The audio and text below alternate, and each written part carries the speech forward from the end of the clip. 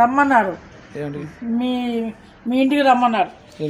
డబ్బులు వస్తాయి రా, పీనుకుండగానే డబ్బులు వస్తాయి మనకి, నీ భాగం నువ్వు తెచ్చుకుని కానీ నీ 50,000 నువ్వు ఎవరికాడ మీ దగ్గర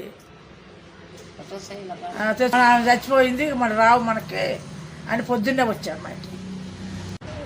శాసయ్య కొడుకు వెంకటేశు 40,000 ఎత్తుకెళ్ళాడు. పెట్టి బతుకుతున్నాను. ఎల్ఐసి పాలసీ పాటు 40,000 ఇచ్చాను. శాసయ్య కొడుకు వెంకటేశు 40,000 ఎత్తుకెళ్ళాడు. 40,000 ఎత్తుకెళ్ళి 30,000 కట్టి 10,000 రూపాయలు ఆ ఎండ తీసుకున్నారు.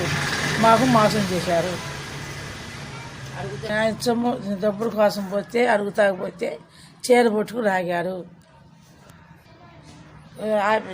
కొట్టుకాడికి వెళ్తే డబ్బులు అడిగితే చీర పట్టుకు రాగారు. తగారా ఆడారు.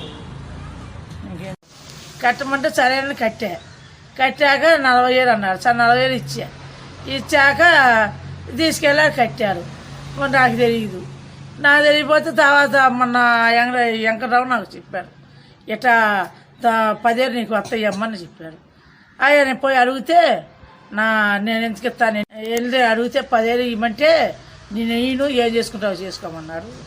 సార్ నేనేం చేసుకుంటాను, నువ్వేం చేసుకుంటావు చేసుకో, నేను చేసుకుంటా పోతాను పట్టుకుని ఆగారు. నేను ఆ పక్కకు పిలిచి చీర పట్టుకున్నారు. ఇక అందరు ఇప్పించారు. నేను వచ్చేసాను.